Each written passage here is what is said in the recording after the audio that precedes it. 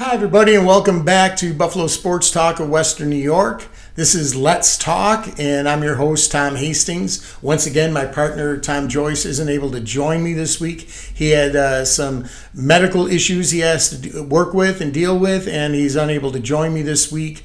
But as I said on Table Talk on Monday, we're thinking of you, brother, and we're hoping for the best with everything and that you come out okay and that you're able to join us again next week. So take good care of yourself, Tommy. This episode's for you. This week on Let's Talk is going to be a controversial show, and it's one that I really had to think hard about when we decided that we were going to do this episode. This week on Let's Talk, we're going to be talking about OJ Simpson. And, if you're a guy around my age that grew up in the 1970s, a Buffalo sports fan, you basically had three sports heroes. You had Bob McAdoo of the Buffalo Braves, you had Gilles Perreault of the Buffalo Sabres, and you had OJ Simpson of the Buffalo Bills. During the 1970s, without a doubt, he was one of the greatest players in that, not only in that decade, but he is one of the greatest players of all time. Watching him was like watching poetry in motion. He was just an amazing sight to see. And for Buffalo fans, he was on our team, so he was ours. We had one of the best players, if not the best player in the NFL, on our team. Not much different than the way I feel about having Josh Allen as our quarterback now. I feel Josh is probably the best player in the NFL, if not the best player, one of the top 2 or 3 players in the NFL right now. And that's what OJ was. OJ was just greatness, and from 1972 to around 1977, there wasn't a better running back in the league. But with the problem, we all know what happened. So what this show is going to be about is how do we talk about that legacy, OJ Simpson? How do we come to terms with what happened to our hero that we grew up idolizing as kids? Everybody knows what happened June 12th, 1994. Nicole Brown Simpson and Ron Goldman were murdered. And, to this day, there are people that say, OJ was innocent. Hey, he was found innocent. He got off. But I think anybody who believes that, OJ did not commit those crimes also believes that the tooth fairy, left that money under your pillow as well. It was just something unbelievable. It's hard to even right now, talking about it all these years later, to put it into right words. And I hope that I can do that sympathetically and respectfully. And and that's what the show is all about. Really, it's about how do we deal with this, as sports fans. Do we just forget about it? Do we just act like it never happened? I feel doing that, it's almost like a good part of my youth was stolen away by the events that happened on June 12th, 1994. Now, what happens on a football field pales in comparison to what happened in California in '94, obviously, and nobody is saying anything different about that. What happened was a tragedy. Children lost their mother, a parent lost their son, and sisters lost their brother. It was just a horrible incident. But before we get to that, you got to go back to the 1970s, and particularly in 1972. I can remember a game in particular against the Pittsburgh Steelers at the Rock Pile, being a little boy and watching OJ break out in that game and having like a 94-yard run. And really, it was like his star-making game. But you just look at the highlights from 72 to 77, and OJ had so many of them. He was just an incredible runner. Everybody knows about the 2003 season in 1973 when he ran for 2,003 yards in 14 games. It had never been done before, and nobody's run for that many yards in 14 games since. It was an amazing feat. on a team that didn't make the playoffs, just missed out on the playoffs. Of course, back in the 70s, there weren't as many playoff teams as there are now.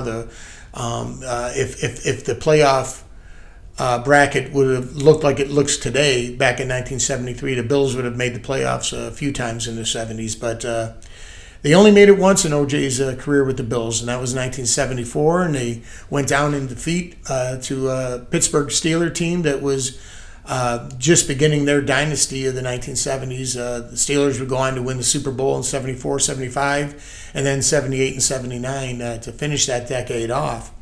But OJ's career as a Buffalo Bill started off rough, where the coaches just wanted him to be more of a decoy. He was returning kicks, and he was very unhappy with his role on the team. And it wasn't until the Bills brought back Lou Saban, where Saban talked OJ into staying in Buffalo and staying in football, saying that if you stay with us, I think you're going to really have a good time. You're going to enjoy yourself. And it was that 1972 season that OJ broke out, had a great year, and then followed that up with the 2003-yard season the following year in 73, as I said. But he was just an amazing representative to the city of Buffalo. You looked at the things that he did. He was in Hollywood. He hosted Saturday Night Live, and he had one of the most famous skits in the 70s on that show for Saturday Night Live, when he appeared in what was a spoof of Saturday Night Fever. They called it Samurai Night Fever with John Belushi, and it was an hysterical skit. He also came out for his monologue with a cone head pasted on his head. It was a really great classic episode, and it made you feel proud being a Bills fan. Say, hey, that's our guy up there, And he appeared in movies like Capricorn 1. He with Elliot Gould. He was in The Towering Inferno. He was also super famous for his commercials that he made with Hertz Rental Agency. All those famous commercials with him running through the airport. He was a national celebrity, and when his retirement from football finally came about, he started becoming a sports announcer as well as making movies. He did a stint on Monday Night Football. He was an NBC sideline reporter, and he continued to make movies. And I think his most famous movies were probably the Naked Gun trilogy, where it's hard to watch now, because after the final Naked Gun movie in 1993, the tragedy happened. And I think that there were signs that I saw before the murders took place. Not a lot of people will remember, but in 1993, he was covering the Dallas Cowboy Miami Dolphin game, and it was a snow game in Dallas. It was a very strange game, and it ended with Leon Lett making a fumble and a really stupid play, and Miami ended up recovering the fumble and winning in the last seconds of that game. And OJ ran on the field to do an interview, and some guys cut him off, and on live TV, he dropped the F-bomb. And I remember that looking at my dad on the couch when we were watching the game together and saying, "Did you just hear what OJ said?" And it was a side of OJ that we never saw before, because he was always this wholesome guy on TV, smiling. He was the goofy actor in Naked Gun, and he was the guy that represented Buffalo.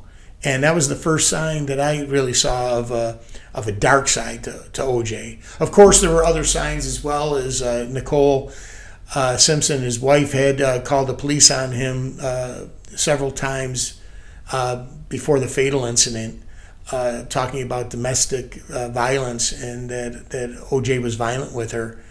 But that didn't really get a lot of news coverage. Maybe because, I don't know, I'm not saying that the news people were covering it up at the time, because he was such a major celebrity, but I just don't recall hearing a lot about that when it was happening. But I'll never forget the day that we heard in June 12th of 1994, when we find out that his wife has been murdered, and a friend of hers. At first, nobody knew what was happening. OJ came back from Chicago and went to the funeral. And, as far as we knew at the time, somebody had murdered his wife, and we didn't know who. And then, of course, the infamous chase scene where they said they were going to charge OJ with the murder. And he's driving with Al Collins, and a former Buffalo Bill teammate of OJ's, in a slow chase all through Los Angeles. And it was telecast live, throughout the country. Everybody's eyes were glued to the TV as OJ was in that Bronco and being chased by the police.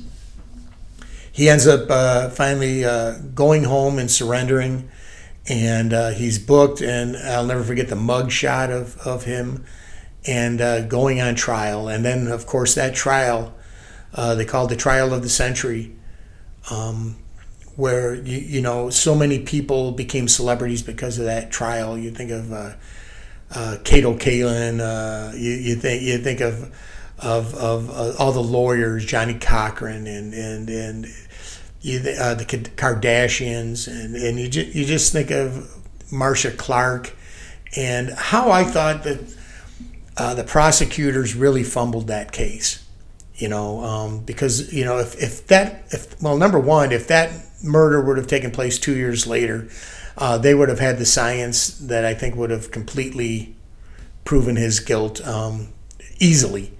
But it was, a couple years behind, and I just thought, especially when they went with the glove, and the famous scene where OJ's putting the glove on in the trial.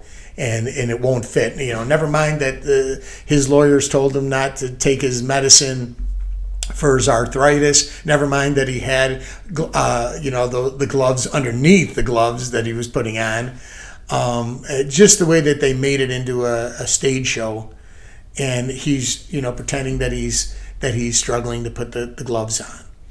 And when Johnny Cochran said the famous line, if the gloves don't fit, you must acquit.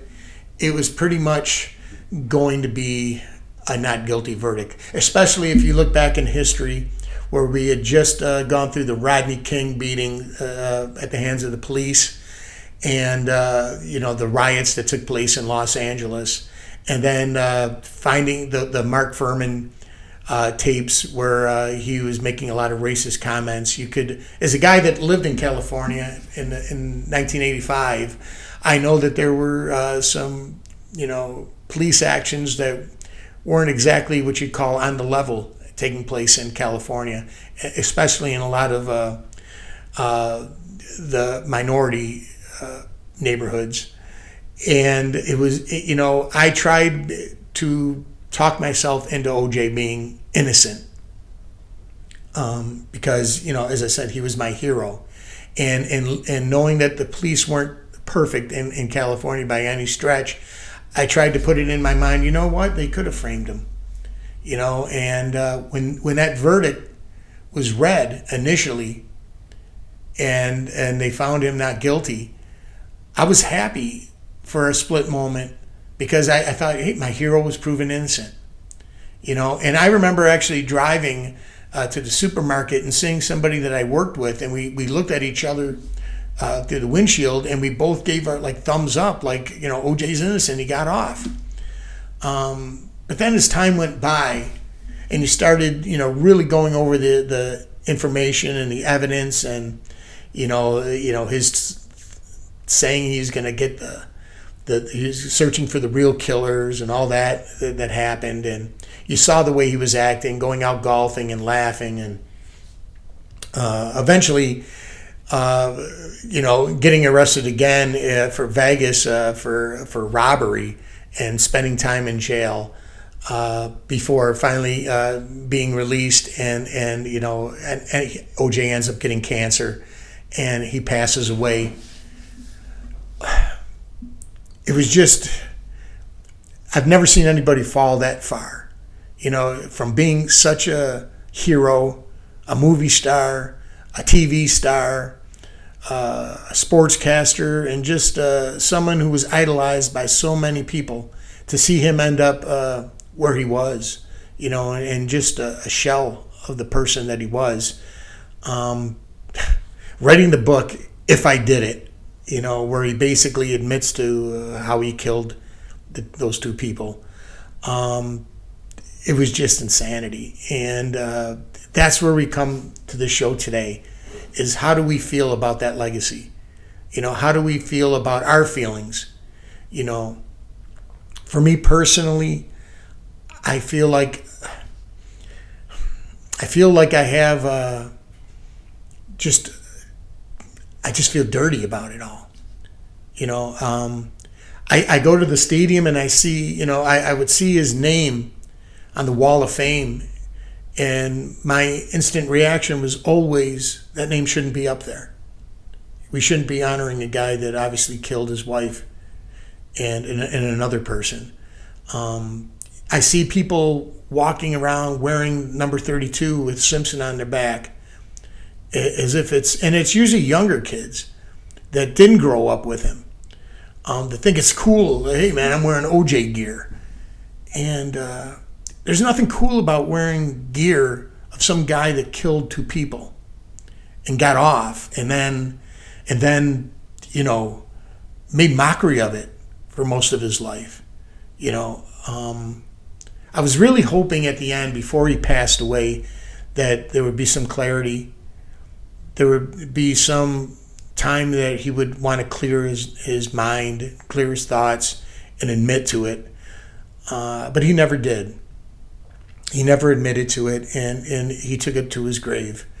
And if you're a person of faith, you got to feel right now that he's paying for those sins and those murders right now as we speak.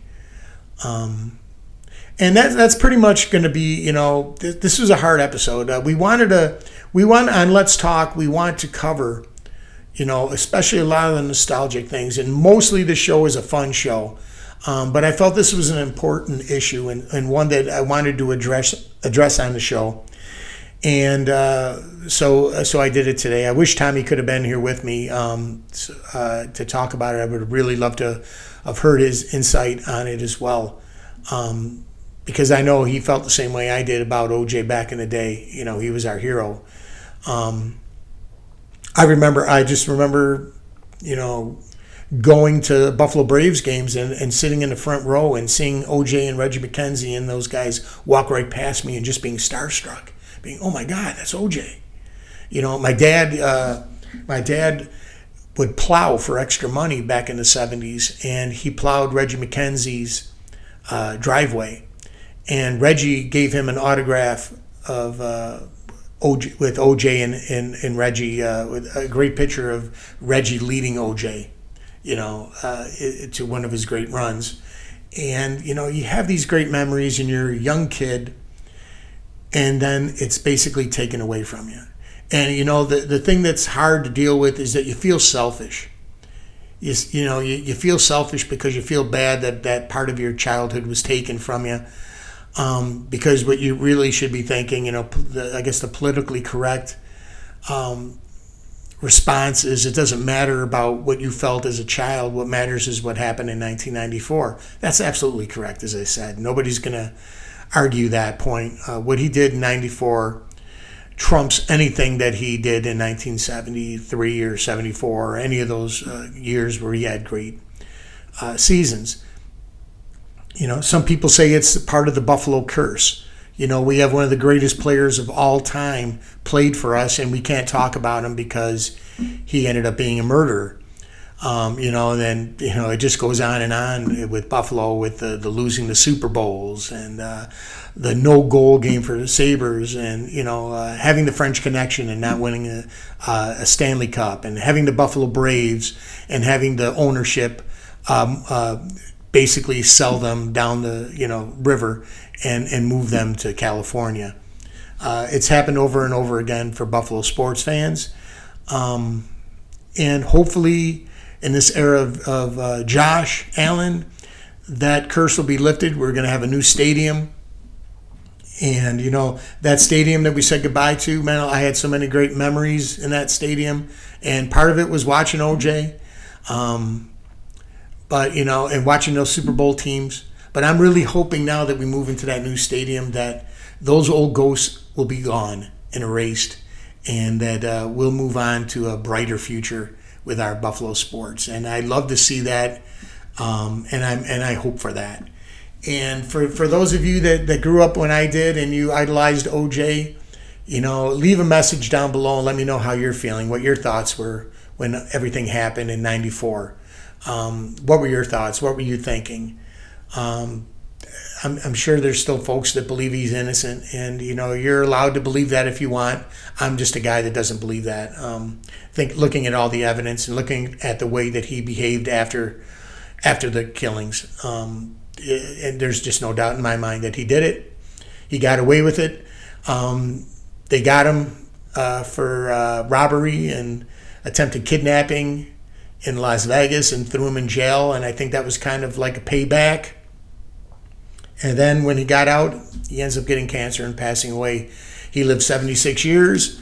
My final verdict on this is yes, it depletes everything that he did in the 1970s.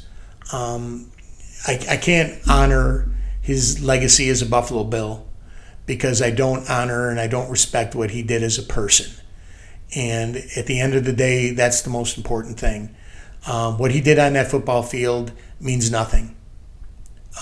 His reputation and his legacy will be and should be what happened on June 12th, 1994. So that's going to do it for me and Let's Talk. If you guys could do me a favor and hit that subscribe button, we'd really appreciate it. Give us some comments down below. Let me know what you think about this. If you want to talk about it, what your feelings were about OJ. Give us some suggestions of some shows you'd like us to do on Let's Talk. And one more time before I say goodbye, I just want to yell out to Tom Joyce, tell him that I'm thinking of him. And brother, I hope everything goes well. Contact me and let me know how you're doing. I'm concerned about you. I'm worried about you, and my prayers are with you right now. And I'm just hoping that you're going to be back with the show next week. And I will talk to you later on today, and we will decide what those shows are going to be all about. So until next week, guys, that's going to wrap it up for Let's Talk. Thanks for watching. I hope you enjoyed the show. It was a deep subject matter today. We're going to get on to more fun things again next week, I promise you. But until then, take care of each other, guys, and we'll see you next time.